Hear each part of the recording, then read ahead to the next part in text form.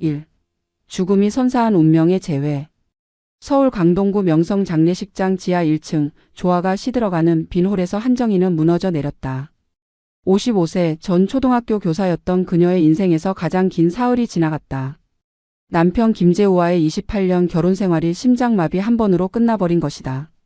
재우는 대형 건설회사 부장으로 승승장구하던 중 과로사했다. 장례식장 복도에는 화환이 즐비했지만 정작 정희의 마음은 텅 비어 있었다. 그 순간 나타난 것이 박성호였다. 재우와 대학 동창이자 30년지기 친구. 현재 중소기업 인사팀장으로 근무하는 그는 독신으로 살아왔다. 키 178cm의 단정한 외모에 항상 깔끔하게 정돈된 모습이었다. 성호는 묵묵히 장례식장의 마지막 뒷정리를 도왔다. 빈 의자를 정리하고 남은 음식을 처리하며 정희가 엄두도 못 내던 각종 서류들을 챙겼다. 정희는 성호의 손길에서 묘한 안정감을 느꼈다. 재우가 살아있을 때도 성호는 늘 그들 부부 곁에 있었다. 명절 때마다, 아이들 생일 때마다, 심지어 정희의 유산 위기 때도 성호가 병원을 오갔던 기억이 선명했다. 하지만 지금 이 순간에 성호는 달랐다. 더 이상 남편의 친구가 아닌 그녀만을 바라보는 남자로 느껴졌다. 장례식장을 나서며 정희는 뒤돌아보지 않았다. 하지만 성호의 어깨에 기대고 싶은 충동을 억누르기 위해 주먹을 꽉 쥐어야 했다. 집으로 향하는 택시 안에서 성호는 정희의 손을 살짝 잡았다가 놓았다. 그 짧은 접촉이 정희의 심장을 요동치게 만들었다. 죽음 앞에서 느끼는 삶의 본능인지 아니면 오래전부터 숨겨온 감정인지 알 수 없었다. 아파트에 도착하자 성호는 자연스럽게 집안일을 챙겼다. 고장난 전등을 갈고 새어나오는 보일러를 점검했다. 은행에서 계좌 정리를 도와주고 각종 공과금 자동 이체까지 설정해 주었다. 정희는 그저 멍하니 바라볼 뿐이었다. 성호의 모든 행동이 너무나 자연스러웠고 마치 이 집의 남주인처럼 움직였다. 그날 밤 정희는 처음으로 혼자가 된 침실에서 잠들지 못했다. 재우의 흔적들이 곳곳에 남아 있었지만 머릿속에는 성호의 모습만 맴돌았다. 장례식장에서 보인 그의 섬세한 배려, 자신을 지켜보는 따뜻한 시선, 그리고 손을 잡았던 그 순간의 전율까지. 정희는 자신이 미쳐가고 있는 것은 아닌지 두려웠다. 남편이 죽은 지 사흘 만에 다른 남자를 생각한다는 것이 너무나 비정상적으로 느껴졌다. 하지만 성호 역시 같은 고민을 하고 있었다. 그는 재우가 살아있을 때부터 정희를 사랑해왔다. 대학 시절 처음 만났을 때부터 정희의 밝은 웃음소리에 마음을 빼앗겼던 것이다. 하지만 친구의 여자였기에 그리고 나중에는 친구의 아내였기에 그 마음을 철저히 숨겨왔다. 지금까지 결혼하지 않았던 이유도 사실은 정희 때문이었다. 그런 그에게 이 상황은 천벌처럼 느껴졌다. 친구의 죽음을 틈타 사랑을 쟁취하려는 자신이 너무나 비열하게 보였다. 금기된 손길의 시작. 장례 후 일주일이 지나자 성호의 방문은 일상이 되었다. 매일 오전 9시 회사에 출근하기 전 정희의 집에 들러 안부를 묻고 필요한 일들을 처리했다. 퇴근 후에는 저녁 식사를 함께하며 하루를 마무리했다. 겉으로는 오랜 친구의 당연한 도움으로 보였지만 둘 사이에 흐르는 미묘한 긴장감은 날이 갈수록 짙어졌다. 정희의 집은 32평 아파트로 재우가 회사 대출을 받아 장만한 곳이었다. 거실에는 재우의 사진이 걸려 있었고 침실에는 그의 옷가지들이 그대로 남아 있었다. 성호는 그 모든 것들을 보며 죄책감에 시달렸지만 동시에 정희 곁에 있고 싶은 욕망을 억누를 수 없었다. 특히 정희가 울음을 터뜨릴 때면 그녀를 안아주고 싶은 충동이 극에 달했다. 어느 날 저녁 정희는 재우가 즐겨 입던 셔츠를 정리하다 오열했다. 성호는 망설임 없이 그녀를 끌어안았다. 정희는 처음엔 저항하려 했지만 곧 성호의 품에 몸을 맡겼다. 그 순간 둘은 선을 넘었다는 것을 알았다. 하지만 멈출 수 없었다. 성호의 따뜻한 체온과 남성적인 향기가 정희의 이성을 마비시켰고 정희의 여린 몸짓이 성호의 자제력을 무너뜨렸다. 그날 이후 둘의 관계는 급속도로 발전했다. 성호는 아예 정희의 집에서 잠을 자기 시작했다. 명목상으로는 정희의 심리적 안정을 위해서였지만 실상은 서로를 갈망하는 마음 때문이었다. 성호는 거실 소파에서 잤지만 한밤중이면 정희의 침실로 향했다. 처음에는 단순히 손을 잡고 위로하는 정도였지만 점차 경계선이 무너져갔다. 정희는 자신의 변화에 당황했다. 남편을 잃은 슬픔보다 성호와 함께하는 시간이 더 소중하게 느껴졌다. 성호가 출근한 낮 시간에는 견딜 수 없을 정도로 외로웠고 그가 돌아오면 마치 신혼부부처럼 들뜬 마음이 되었다. 거울을 보며 화장을 고치고 예쁜 옷을 골라 입는 자신을 보며 스스로도 놀랐다. 성호 역시 마찬가지였다. 회사에서도 정희 생각뿐이었고 퇴근 시간이 되면 발걸음이 저절로 빨라졌다. 동료들이 요즘 표정이 밝아졌다며 여자친구가 생겼냐고 물으면 애매하게 웃으며 넘어가야 했다. 사실 여자친구가 맞았지만 그 여자친구가 죽은 친구의 아내라는 사실을 말할 수는 없었다. 둘만의 시간이 늘어나면서 과거의 이야기들도 나누기 시작했다. 성호는 대학 시절부터 정희를 좋아했던 마음을 고백했다. 재우와 정희가 사귀기 시작했을 때의 질투심, 그들의 결혼식에서 느꼈던 절망감, 그리고 지금까지 혼자 살아온 이유까지. 정희는 충격을 받았지만 동시에 묘한 감동을 느꼈다. 한 남자가 자신을 위해 30년을 기다렸다는 사실이 비현실적이면서도 로맨틱했다. 정희 역시 솔직해졌다. 재우와의 결혼 생활이 항상 행복하지만은 않았다는 것, 성호를 볼 때마다 느꼈던 미묘한 감정들, 그리고 지금 이 순간이 두려우면서도 달콤하다는 것을. 둘은 서로의 고백을 들으며 더욱 깊이 빠져들었다. 죄책감과 배신감은 사랑이라는 이름 앞에서 점차 희미해져 갔다. 하지만 현실은 녹록지 않았다. 아파트 단지 내에서 소문이 돌기 시작했다. 정희와 성호가 함께 장을 보러 가는 모습, 성호의 차가 매일 밤 정희 집 앞에 주차되어 있는 것을 본 이웃들이 수군거리기 시작한 것이다.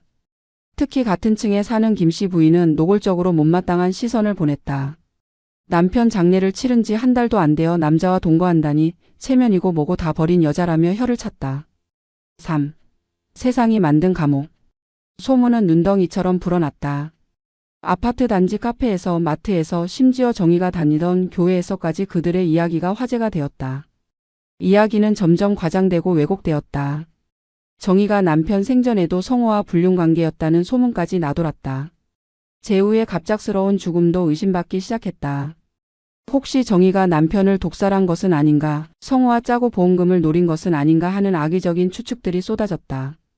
정희는 외출이 두려워졌다. 마트에 가면 사람들의 시선이 따가웠고 등 뒤에서 들리는 속삭임이 칼날처럼 아팠다. 교회에서는 아예 노골적으로 피했다. 오랫동안 함께 신앙생활을 해온 권사님들이 정희를 보자마자 고개를 돌리거나 대화를 중단하고 자리를 피했다. 목사님마저도 정희를 따로 불러 회개하라며 성호와의 관계를 끊으라고 종용했다. 성호의 상황도 마찬가지였다. 회사에서 동료들의 시선이 달라졌다. 친구의 아내를 가로챈 파렴치한으로 찍혔다. 특히 재호와 함께 일했던 건설업계 사람들 사이에서는 배신자로 낙인 찍혔다. 성호가 재우의 장례식에서 정희를 유혹했다는 말까지 나돌았다. 회사 내에서도 승진해서 밀려나기 시작했고 중요한 프로젝트에서도 배제되었다. 가장 큰 타격은 자녀들로부터 왔다. 정희의 큰딸 김민지와 아들 김민수가 어느 날 집에 찾아왔다. 둘의 표정은 차가웠다. 민지는 어머니가 아버지의 장례도 제대로 끝나지 않았는데 다른 남자와 살림을 차린다며 분노했다. 민수는 더 직설적이었다. 아버지를 배신한 어머니를 더 이상 어머니로 인정할 수 없다며 연을 끊겠다고 선언했다. 정희는 무너졌다. 자식들이 자신을 그런 식으로 바라본다는 것이 견딜 수 없었다. 아이들을 키우느라 자신의 모든 것을 바쳤는데 이제 와서 불효녀 취급을 받는다니 억울하고 원망스러웠다. 하지만 자식들의 입장에서도 이해가 되었다. 아버지를 잃은 상실감도 채 가시지 않았는데 어머니가 다른 남자와 함께하는 모습을 받아들이기란 쉽지 않을 것이다. 성호 역시 자책감에 시달렸다. 자신 때문에 정희가 자식들마저 잃게 될 수도 있다는 생각에 괴로워했다. 정희와 헤어지는 것을 심각하게 고민하기도 했다. 하지만 정희를 혼자 두고 떠날 수도 없었다. 그녀는 이미 성호 없이는 하루도 견딜 수 없는 상태가 되어 있었다. 설상가상으로 경제적인 문제도 발생했다. 재우의 회사에서 지급하기로 한 사망보험금과 퇴직금 지급이 지연되었다. 정희와 성호의 관계가 문제가 되어 보험 조사가 들어간 것이다. 보험회사에서는 정희의 도덕적 해이를 이유로 보험금 지급을 거부할 수도 있다며 압박했다. 정희는 당장 생활비조차 마련하기 어려운 상황에 처했다. 성호가 생활비를 대주려 하자 이번에는 정희가 거부했다. 그렇게 되면 정말로 성호와 짜고 남편을 죽였다는 소문이 사실로 받아들여질 것 같았다. 정희는 절망 끝에 파트타임 일자리를 알아보기 시작했다. 55세의 나이에 다시 취업전선에 뛰어드는 것은 쉽지 않았지만 선택의 여지가 없었다. 그러던 중 결정적인 사건이 일어났다. 정희의 시어머니 박순덕이 요양원에서 쓰러진 것이다. 치매 초기 증상으로 요양원에 계시던 시어머니는 정희와 성호의 소문을 듣고 충격을 받아 혈압이 급상승한 것이었다.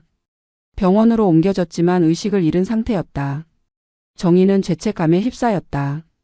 시어머니까지 자신 때문에 고생하게 되었다는 생각에 견딜 수 없었다. 의료진은 시어머니의 상태가 심각하다고 했다. 정희는 병원 복도에서 오열했다. 성호가 위로하려 했지만 정희는 그의 손길조차 거부했다. 모든 것이 자신들의 이기적인 사랑 때문이라는 자책감에 파묻혀 있었다. 그 모습을 본 성호도 한계에 달했다. 자신들의 사랑이 과연 옳은 것인지 아니면 모든 사람에게 상처만 주는 이기적인 욕망인지 확신이 서지 않았다. 4. 과거가 폭로한 진실. 시어머니가 의식을 회복한 지 일주일 후 뜻밖의 사실이 밝혀졌다. 시어머니는 의식이 돌아오자마자 정희를 찾았다. 그리고 오랫동안 숨겨왔던 비밀을 털어놓았다. 재우가 살아생전에 자신에게 했던 말이었다. 재우는 어머니에게 자신이 죽으면 정희가 성호와 함께하게 될 것이라고, 그리고 그것을 막지 말라고 당부했다는 것이다. 시어머니의 증언은 충격적이었다. 재우는 이미 몇 년 전부터 자신의 건강 상태가 좋지 않다는 것을 알고 있었고 언젠가는 정희를 혼자 남겨두고 떠날 것이라는 생각에 괴로워했다고 했다. 그리고 정희가 혼자서는 살아갈 수 없는 성격이라는 것도 잘 알고 있었다. 성호에 대한 정희의 감정도 눈치채고 있었고 성호가 자신보다 정희를 더 잘 챙겨줄 것이라는 확신도 있었다. 시어머니는 계속해서 충격적인 사실들을 털어놓았다. 재우가 성호에게 부탁한 일이 있다는 것이었다. 자신이 죽으면 정희를 부탁한다는 말을 직접 했다고 했다. 성호는 그때 재우의 말을 농담으로 넘겼지만 재우는 진심이었다. 심지어 재우는 자신의 생명보험금 일부를 성호 명의로 해놓기까지 했다. 정희와 성호가 함께 살 수 있도록 경제적 뒷받침을 마련해 둔 것이었다. 이 사실을 알게 된 정희와 성호는 복잡한 감정에 휩싸였다.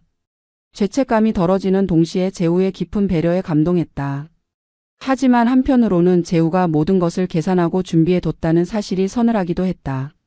마치 자신들이 재우의 시나리오대로 움직이고 있는 것 같았다. 시어머니는 정희의 손을 꼭 잡으며 말했다. 재우가 가장 원하는 것은 정희가 행복한 것이라고, 그러니 성호와 함께 행복하게 살라고 했다. 그리고 자식들에게도 말해주겠다고 약속했다. 시어머니의 말에 정희는 펑펑 울었다. 그동안 느꼈던 죄책감과 배신감이 한꺼번에 터져나왔다. 며칠 후 정희는 재우의 유품을 정리하다 더 놀라운 것을 발견했다. 재우가 남긴 편지였다. 정희와 성호 앞으로 각각 한 통씩 남겨져 있었다. 정희에게 보낸 편지에는 사랑한다는 말과 함께 성호와 행복하게 살라는 당부가 적혀 있었다. 그리고 자신이 먼저 떠나는 것을 용서해달라는 사과의 말도 있었다. 성호에게 보낸 편지는 더욱 구체적이었다. 재우는 성호의 마음을 이미 알고 있었고 그것을 원망하지 않는다고 했다. 오히려 정희를 진심으로 사랑해줄 사람이 있다는 것에 안심된다고 했다. 그리고 자신 대신 정희를 지켜달라고 부탁했다. 마지막에는 형은 이제 자유야라는 말까지 적혀 있었다. 두 사람은 재우의 편지를 읽고 오랫동안 말을 잇지 못했다. 재우의 마음이 이토록 깊었다는 것에 감동하면서도 동시에 자신들의 이기심을 반성하게 되었다. 재우는 죽음을 앞두고도 자신보다 사랑하는 사람들의 행복을 먼저 생각했던 것이다. 편지의 존재는 자녀들에게도 알려졌다. 민지와 민수는 아버지의 유언을 듣고 혼란스러워했다.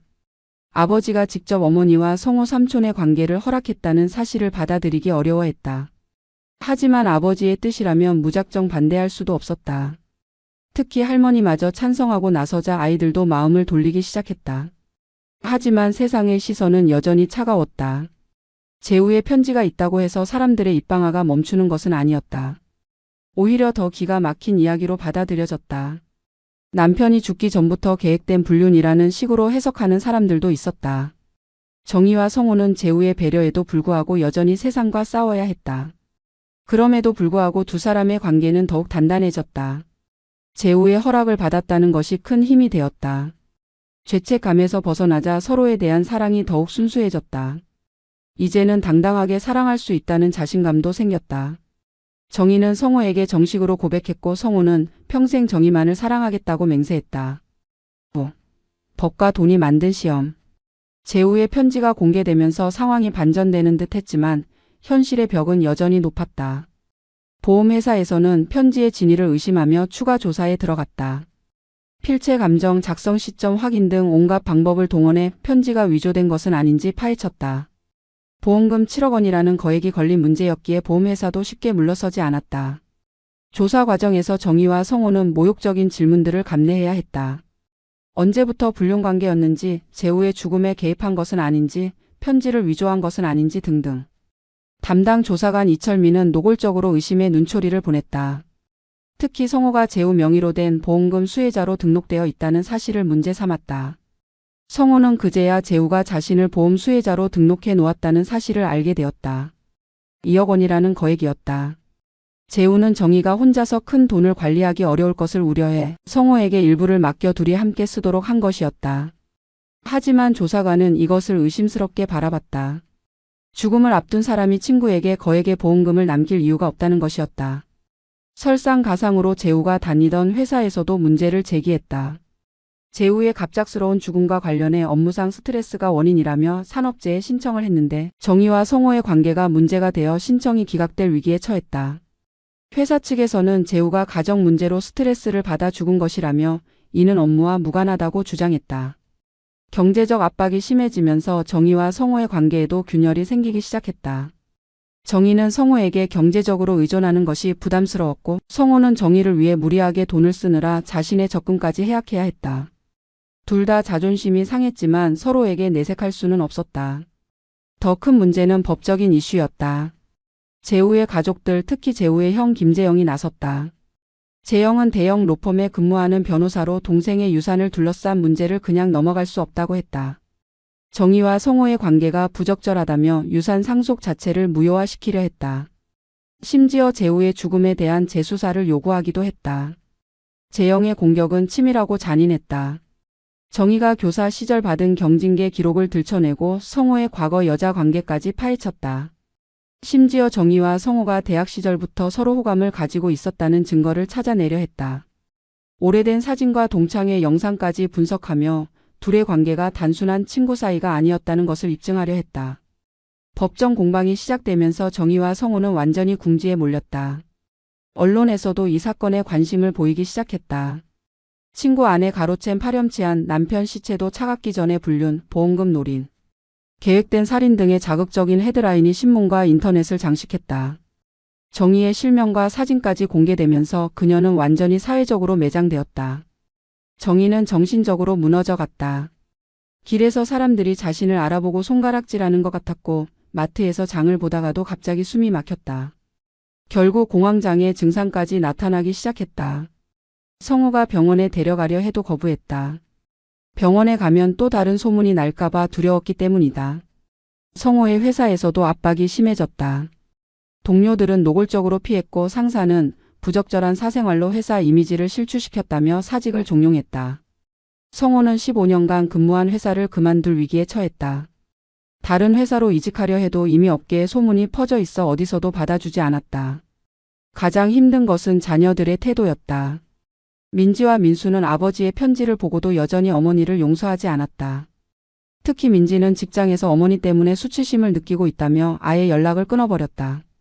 민수는 더 극단적이었다. 어머니가 성호와 헤어지지 않으면 영원히 만나지 않겠다고 선언했다. 정희는 자녀들을 잃을 위기에 처하자 성호와 헤어질 것을 진지하게 고려했다. 성호 역시 정희가 자식들 때문에 고통받는 모습을 보며 스스로 물러날 생각을 했다.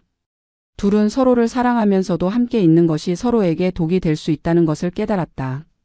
그러던 중 결정적인 사건이 일어났다. 법원에서 재우의 유산 상속과 관련한 첫 번째 심리가 열렸는데 정희가 법정에 출석하던 중 계단에서 쓰러진 것이다. 극심한 스트레스와 영양실조로 인한 실신이었다. 성호가 급하게 병원으로 옮겼지만 정희는 며칠간 의식을 잃은 상태였다. 정희의 위급한 상황을 보고서야 자녀들이 마음을 바꿨다. 민지와 민수는 병원으로 달려왔고 의식을 잃고 누워있는 어머니를 보며 눈물을 흘렸다. 그리고 처음으로 성호에게 고마움을 표했다. 자신들이 어머니를 외면하고 있을 때도 성호가 곁을 지켜줬다는 것을 인정한 것이다. 의사는 정희가 극심한 스트레스성 우울증과 영양실조에 시달리고 있다며 이대로 방치하면 생명이 위험할 수도 있다고 경고했다. 그제야 모든 사람들이 사태의 심각성을 깨달았다. 법적 다툼이나 사회적 시선보다 정의의 생명이 더 소중하다는 것을 말이다. 6. 100일간의 속죄. 정의가 태어난 후 성호는 중대한 결정을 내렸다. 100일 동안 정의와 완전히 떨어져 지내겠다는 것이었다. 정의의 건강을 위해서도 그리고 세상의 비난을 잠재우기 위해서도 필요한 일이라고 생각했다. 정의는 처음에 반대했지만 성호의 의지가 확고했다. 성호는 서울을 떠나 부산으로 갔다. 고등학교 동창이 운영하는 작은 물류회사에서 일자리를 구한 것이다. 월급은 서울에서의 절반도 안 되었지만 조용히 지낼 수 있는 곳이었다. 성호는 원룸을 얻고 혼자만의 시간을 갖기 시작했다. 30년간 정의를 향한 사랑이 과연 올바른 것이었는지 다시 한번 되돌아보는 시간이었다. 정의는 서울에 홀로 남았다. 자녀들이 교대로 돌봐주긴 했지만 대부분의 시간을 혼자 보내야 했다. 처음에는 성호가 없는 현실을 받아들이기 어려웠다. 밤마다 그가 보고 싶어서 잠들지 못했고 전화를 걸고 싶은 충동을 참아내기 위해 손목을 꼬집어야 했다. 하지만 시간이 지나면서 정의는 자신을 돌아보기 시작했다. 재우를 잃은 슬픔도 제대로 처리하지 못한 채 성호에게 의존했던 것은 아닌지, 자신의 외로움을 달래기 위해 성호를 이용한 것은 아닌지 반성했다. 그리고 자녀들에게 상처를 준 것에 대해서도 깊이 후회했다. 정의는 상담 치료를 받기 시작했다. 트라우마 전문 상담사 김선영 박사는 정의가 재우의 죽음을 제대로 애도하지 못했다고 진단했다. 성호와의 관계에 매달리면서 남편을 잃은 슬픔을 회피했다는 것이다. 정의는 처음으로 재우의 죽음을 정면으로 마주했다. 그리고 펑펑 울었다. 성호 역시 부산에서 새로운 깨달음을 얻고 있었다. 물류센터에서 육체노동을 하며 몸은 힘들었지만 마음은 차츰 정리되었다. 동료들은 성호의 과거를 모르기 때문에 순수하게 대해줬고 성호는 오랜만에 편안함을 느꼈다. 그리고 자신이 정의를 진정으로 사랑하는지 아니면 단순히 소유욕에 불과한 것인지 스스로에게 물어보기 시작했다. 2달이 지나자 정의에게 변화가 나타났다. 상담 치료와 함께 요가와 명상을 시작하면서 마음의 평정을 찾아갔다. 그리고 자원봉사 활동에도 참여하기 시작했다. 독거노인 돌봄 봉사를 하면서 자신보다 더 어려운 상황에 있는 사람들을 만나게 되었다. 그들을 돌보면서 정의는 삶의 의미를 다시 찾았다. 성호도 부산에서 새로운 일에 몰두했다. 단순한 육체 노동이었지만 성취감이 있었다. 그리고 주말에는 해운대를 걸으며 바다를 바라보는 시간을 가졌다. 넓은 바다를 보며 자신의 고민이 얼마나 작은 것인지 깨달았다. 그리고 정의와의 사랑이 진짜라면 시간이 지나도 변하지 않을 것이라는 확신을 갖게 되었다. 80일째 되던 날 정의에게 큰 변화가 일어났다. 재우의 회사에서 연락이 왔다. 산업재해 인정 신청이 받아들여져 유족 보상금이 지급된다는 것이었다. 그동안 법정 다툼으로 지연되었던 것이 해결된 것이다. 보험회사에서도 더 이상 문제를 제기하지 않겠다고 통보해왔다. 경제적 문제가 일단락된 것이다. 하지만 정의는 그 돈을 혼자 쓸 생각이 없었다. 대부분을 자녀들에게 나눠주고 일부는 재우의 이름으로 장학재단에 기부했다. 그리고 자신은 작은 월세방으로 이사를 했다. 재우와의 추억이 서린 아파트를 떠나 새로운 시작을 하고 싶었던 것이다. 90일이 되자 성호로부터 편지가 왔다. 부산에서의 생활이 자신을 많이 변화시켰다는 내용이었다. 그리고 정의에 대한 마음은 변하지 않았지만 이제는 더 성숙한 사랑을 할 수 있을 것 같다고 했다. 정의도 답장을 보냈다. 자신도 많이 달라졌고 이제는 성 없이도 혼자 살 수 있는 힘이 생겼다고 했다. 100일을 채우기 며칠 전 정의는 재우의 묘소를 찾았다. 그리고 진심으로 사과했다. 재우를 제대로 애도하지도 못하고 다른 사람에게 마음을 빼앗겼던 것을, 자녀들에게 상처를 준 것을, 그리고 성호까지 힘들게 만든 것을. 재우의 묘 앞에서 정의는 오랫동안 울었다. 이번에는 진짜 이별의 눈물이었다. 100일째 되는 날 성호가 서울로 돌아왔다. 하지만 두 사람은 바로 만나지 않았다. 각자의 집에서 하루를 보내며 내일 만났을 때 무엇을 이야기할지 생각해보는 시간을 가졌다. 100일의 기다림 끝에 두 사람은 완전히 새로운 사람이 되어 있었다. 7. 사랑의 재정의. 100일 만에 만난 두 사람은 서로를 알아보기 어려울 정도로 달라져 있었다. 정의는 10kg이나 빠져서 얼굴이 한결 갸름해졌고 짧게 자른 머리가 그녀를 더욱 당당해 보이게 만들었다. 성호는 부산에서의 육체노동으로 몸이 탄탄해졌고 거칠어진 손과 그을린 피부가 남성적인 매력을 더했다. 두 사람은 한강공원 벤치에 나란히 앉아 그간의 이야기를 나눴다. 정희는 상담 치료를 통해 자신의 문제점들을 깨달았다고 했다. 재우에 대한 의존성, 성호에 대한 의존성, 그리고 혼자서는 살 수 없다는 두려움까지. 이제는 혼자서도 충분히 행복할 수 있다는 자신감이 생겼다고 했다. 성호도 자신의 변화를 털어놓았다. 30년간 정의만 바라보며 살았던 것이 얼마나 불건전한 집착이었는지 깨달았다고 했다. 진정한 사랑이라면 상대방의 행복을 위해 자신을 희생할 수도 있어야 한다는 것을 배웠다. 그리고 이제는 정의가 자신을 거부해도 받아들일 준비가 되어 있다고 했다. 두 사람의 대화는 깊어졌다. 과거의 급박했던 감정이 아닌 차분하고 성숙한 마음으로 서로를 바라보게 되었다. 정희는 성호에게 물었다. 정말로 자신과 함께하고 싶은지 아니면 오랜 습관에 불과한 것인지. 성호는 확신에 찬 목소리로 답했다. 100일 동안 떨어져 있으면서 더욱 확실해졌다고. 정이 없는 삶은 상상할 수 없다고. 하지만 두 사람은 예전처럼 성급하게 동거를 시작하지 않았다. 천천히 관계를 발전시켜 나가기로 했다. 일주일에 2~3번 만나서 데이트를 하고 각자의 생활을 유지하면서 서로를 더 깊이 알아가기로 했다. 결혼에 대한 이야기도 당분간 보류했다. 정희는 새로운 일을 시작했다. 상담사 자격증을 취득해서 사별 가족을 돕는 상담사가 된 것이다. 자신의 경험을 바탕으로 남편을 잃은 여성들을 돕고 있었다. 처음에는 클라이언트들이 정희의 과거를 알고 꺼려했지만 점차 그녀의 진심을 알아주는 사람들이 늘어났다. 성호도 새로운 직장을 찾았다. 중견기업의 인사팀에 취직한 것이다. 월급은 전보다 적었지만 새로운 환경에서 새로운 시작을 할 수 있어 좋았다. 동료들은 성호의 과거를 모르기 때문에 선입견 없이 대해줬고 성호는 열심히 일하며 신뢰를 쌓아갔다. 자녀들과의 관계도 조금씩 회복되었다. 민지는 어머니가 상담사로 일하는 모습을 보며 자랑스러워했다. 어머니가 자신의 상처를 치유하고 다른 사람들을 돕고 있다는 것이 대견했다. 민수도 성호를 조금씩 받아들이기 시작했다. 성호가 어머니를 진정으로 사랑한다는 것을 인정하게 된 것이다. 6개월이 지나자 정희와 성호는 동거를 시작했다. 하지만 이번에는 달랐다. 정희의 새 집에서 성호가 함께 살기 시작한 것이다. 작은 투룸 아파트였지만 둘에게는 충분했다. 각자의 공간을 존중하면서도 함께하는 시간을 소중히 여겼다. 두 사람의 일상은 평범했다. 성호는 아침 일찍 출근하고 정희는 오후에 상담소에서 일했다. 저녁에는 함께 장을 보고 요리를 했다. 주말에는 영화를 보거나 가까운 곳으로 여행을 갔다. 화려하지는 않았지만 소소한 행복이 있었다. 사람들의 시선은 여전히 차가웠지만 두 사람은 더 이상 신경 쓰지 않았다. 자신들의 사랑이 올바른 것이라는 확신이 있었기 때문이다. 그리고 시간이 지나면서 점차 사람들의 관심도 줄어들었다. 더 자극적인 이슈들이 생기면서 그들의 이야기는 잊혀져 갔다. 1년이 지나자 성호가 정희에게 프로포즈했다. 하지만 성대한 결혼식 대신 간소한 혼인신고만 하기로 했다. 두 사람 모두 화려한 의식보다는 진심이 더 중요하다고 생각했기 때문이다. 혼인신고를 한 날 두 사람은 재우의 묘소를 찾아 인사를 드렸다. 재우의 묘 앞에서 정희는 말했다. 이제 정말로 행복하게 살겠다고. 그리고 성호를 잘 돌봐주겠다고. 성호도 재우에게 약속했다. 정희를 평생토록 사랑하고 지켜주겠다고. 두 사람의 눈에는 눈물이 흘렀지만 이번에는 기쁨의 눈물이었다. 8. 진짜 가족 만들기. 결혼 후 정희와 성호의 생활은 안정되었다. 둘은 서로의 생활 패턴을 존중하면서도 부부로서의 역할을 충실히 해나갔다. 정희는 요리를 담당했고 성호는 집안 수리와 청소를 맡았다. 돈 관리는 투명하게 공개하면서 함께 결정했다.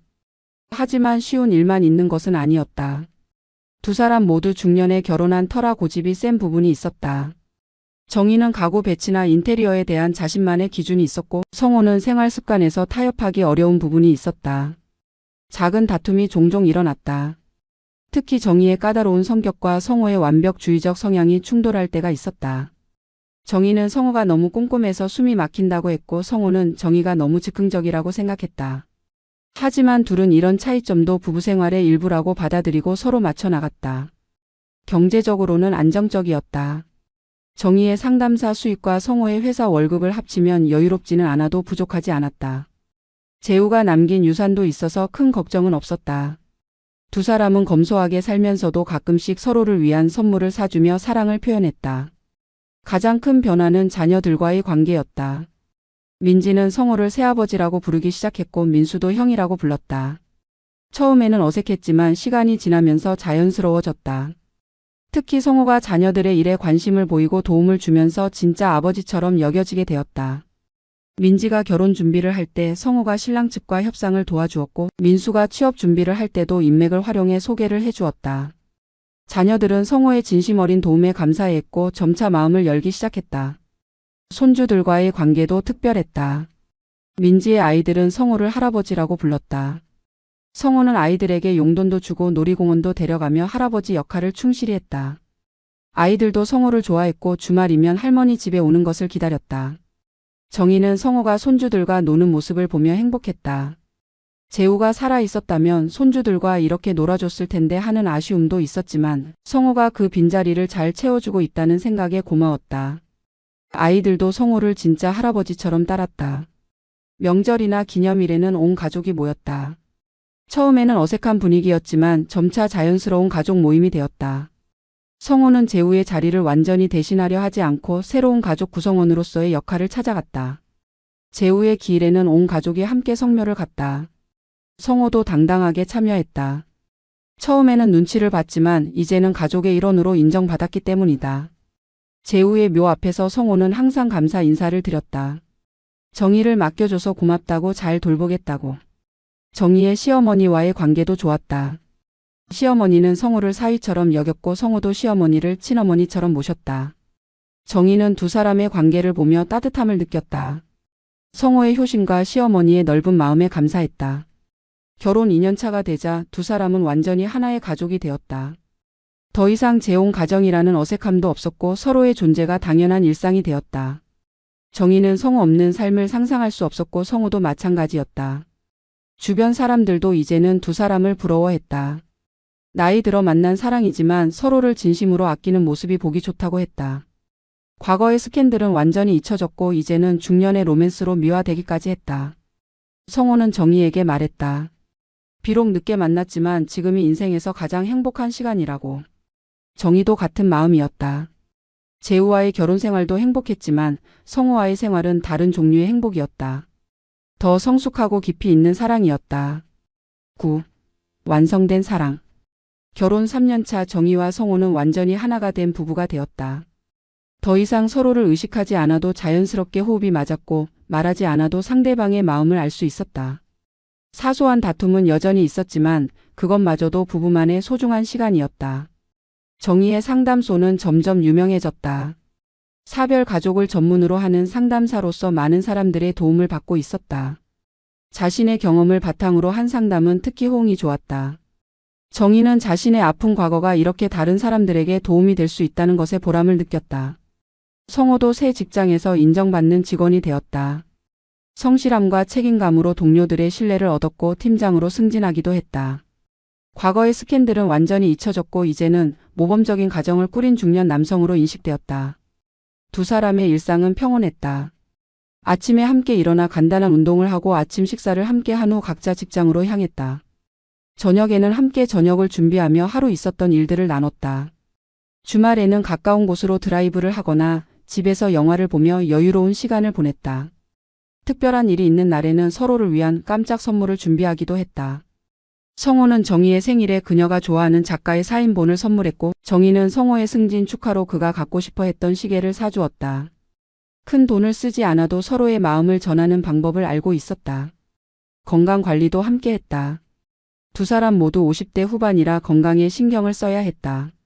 정기 검진을 함께 받고 운동도 함께 했다. 정희는 요가를, 성호는 등산을 좋아했는데 서로의 취미에 맞춰 참여하며 건강을 지켰다.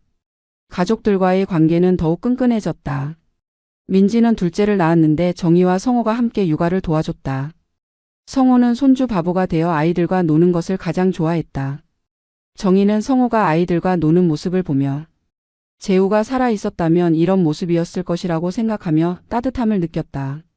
민수도 결혼을 했다. 결혼식에서 성호가 아버지 역할을 했다.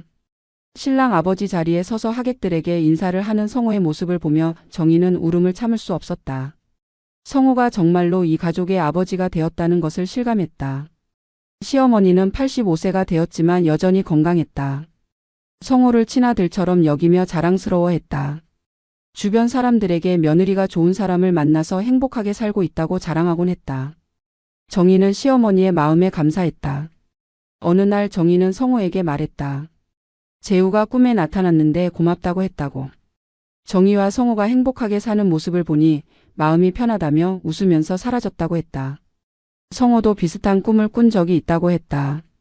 재우가 나타나 이제 그만 미안해하라고 행복하게 살라고 했다고. 두 사람은 재우가 정말로 그들의 사랑을 축복하고 있다고 믿었다. 그리고 그 축복에 보답하기 위해 더욱 사랑하며 살기로 다짐했다. 재우의 목까지 함께 행복하게 살아가는 것이 진정한 보답이라고 생각했다. 결혼 5년차가 되자 두 사람은 작은 카페를 열었다. 정희의 상담소 옆에 있는 작은 공간을 빌려 부부가 함께 운영하는 카페였다.